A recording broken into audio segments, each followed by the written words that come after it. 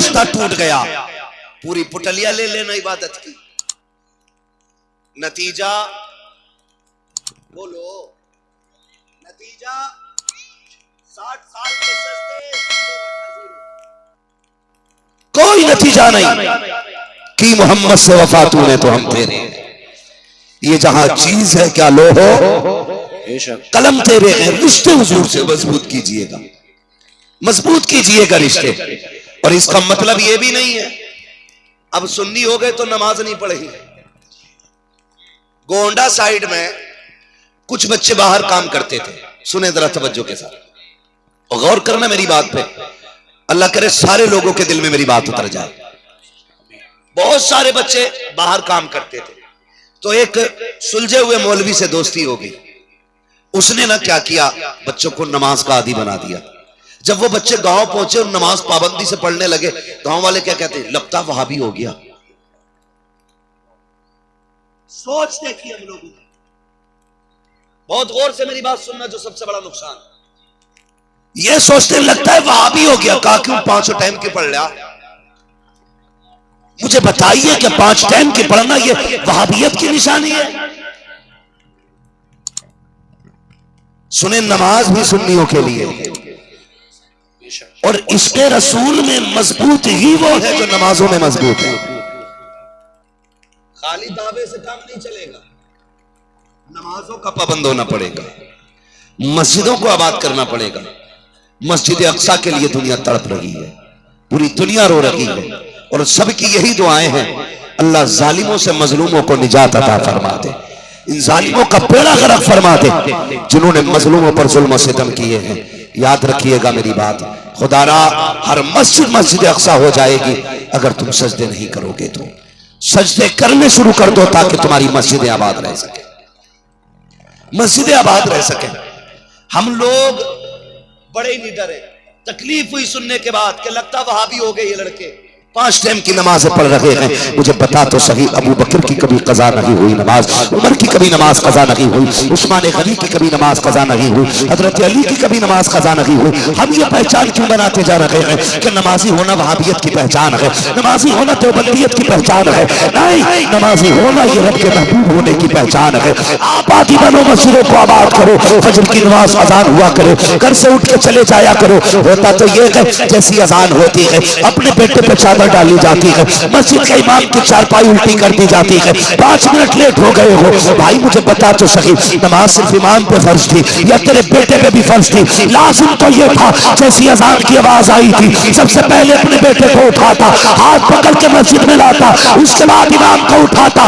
तब हम कहते तू वाकई नमाज से प्यार करता है, खुदा से प्यार करता है। और यार अजान की आवाज आया करे तो सिर्फ अकेले न जाया करो, बड़ों को भी साथ लिया करो, बच्चों को भी साथ लिया करो, मस्जिद में ले जाया करो।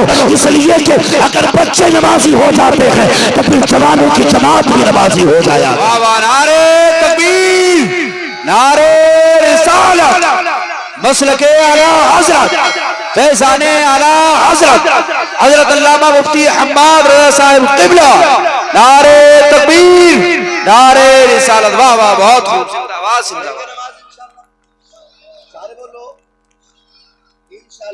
जो नहीं बोल रहे तो उनके बारे में मैं कुछ नहीं कहूंगा, मैं कुछ नहीं कहूंगा। मैं तो बस इतना बताऊंगा कि आप नमाजों के पाबंद बनो। ये वहाबियत की पहचान नहीं है, सुन्नियत की पहचान है। जिनकी कबूल नहीं होती उनकी छुटती नहीं है, जिनकी कबूल होती है वो पढ़ते ही नहीं है।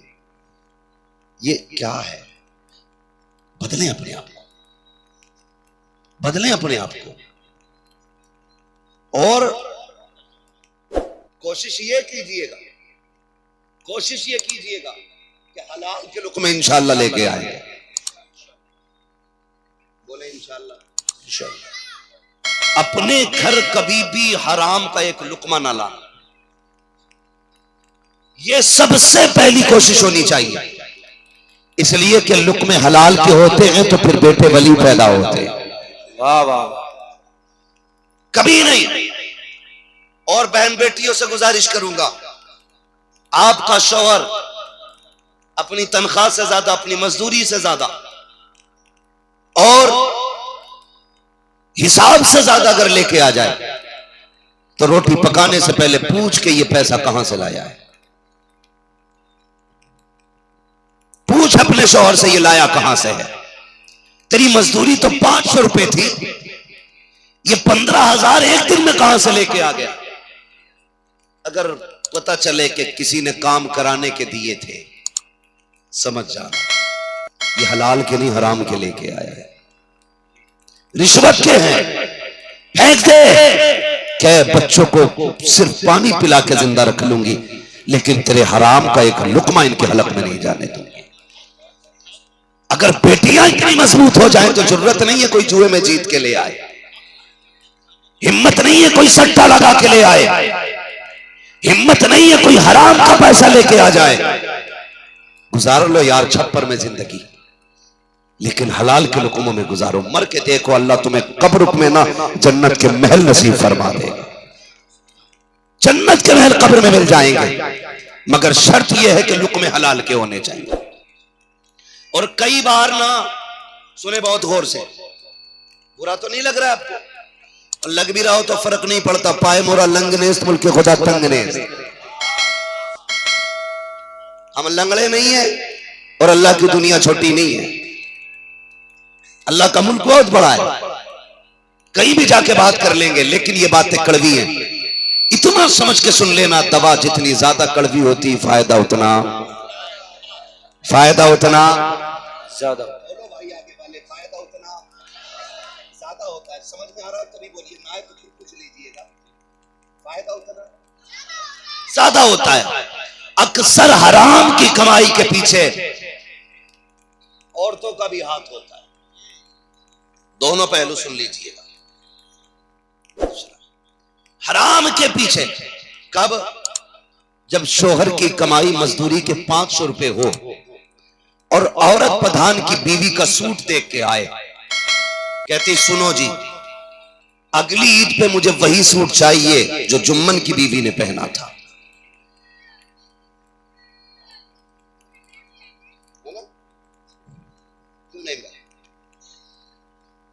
अब अगर हर कोई चाहे नईम भाई की बीवी की ओढ़ हो,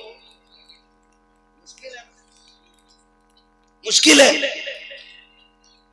तो जब बीवी ये कहती है मुझे वो चाहिए जो इनकी बीवी ने पहना, तो बेचारा शौहर मरता क्या ना करता, फिर वो इधर उधर देखता है। एक सूट के लिए 10,000 उसे चाहिए, वो गरीब जो मुश्किल से 400 रुपए कमा के लाया है, वो 10,000 का सूट कहां से खरीदेगा?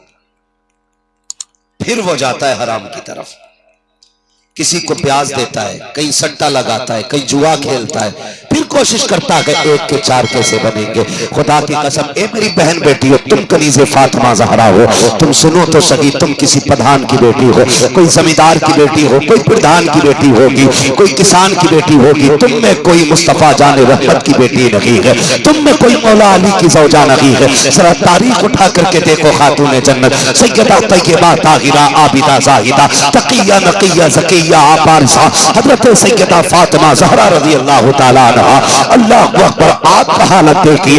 एक दिन मेरे नबी खातून जन्नत के घर तशरीफ लाए, दरवाजे पे दस्तक हुई, आवाज आई मन दक्कल भाग। दरवाजा किसने बजाया है? कौन चौखट पे आया है? अल्लाह अकबर। मेरे नबी कहते हैं अना मोहम्मद रसूलुल्लाह, बेटी मैं तुम्हारा बाप मोहम्मद रसूलुल्लाह हूँ। सुन तो सही प्यारे, मेरे नबी क्या अदब सिखा रहे हैं, अपनी बेटी के दरवाजे पर खड़े हैं और बिना इजाजत अंदर नहीं जा रहे हैं। आज हालत देखिए हमारे मुआशरे की, तहजीब तो देखिएगा। अल्लाह अकबर, ऐसे ही मुंह उठाए चले जाते हैं, दरवाजा खोल करके अंदर आके कहते हैं क्या मैं आ सकता हूँ? जब अंदर आ ही गया है, अब पूछने का मतलब क्या है? दरवाजा खोल ही दिया है, अब आवाज देने का मतलब क्या है? इस्लाम तो ये सिखाता है अपनी बेटी के भी दरवाजे पे जाओ तो पहले इजाजत ले लिया करो, उसके बाद अंदर जाया करो। तुम किसी के भी घर में मुंह उठा के चले जाते हो, कि इस्लाम की तालीम रही है। मेरे नबी ने दरवाजे पे आवाज दी, खातून जन्नत कहती है अब्बा अब्बा जान अगर अकेले हैं तो आ जाइए, और अगर कोई साथ में है तो उसको रोक दीजिएगा। आका करीम अंदर तशरीफ लाए। बेटी फातिमा क्या बात है कि अब्बा जान आज आपकी फातिमा पे इतना कपड़ा नहीं है कि वो अपना पूरा पर्दा कर सके। या रसूल अल्लाह, आज आपकी फातिमा के पास पैबंद लगाने का भी कपड़ा नहीं बचा के अल्लाह अकबर ये खातून जन्नत के जुमले। उसके बाद खातून जन्नत ने जैसे मुसल्ले पे खड़े होकर नियत बांधी है, मारे कमजोरी के गिर जाती है, मेरे नबी ने उठा के बेटी को सीने से लगाया, फरमाया फातिमा बता तो सही ये बेटी क्या बात है, तबीयत तो ठीक है? कहती अब्बा 7 दिन से कुछ नहीं खाया है, कमजोरी खड़ा नहीं होने देती है, 7 दिन के फाकों के बावजूद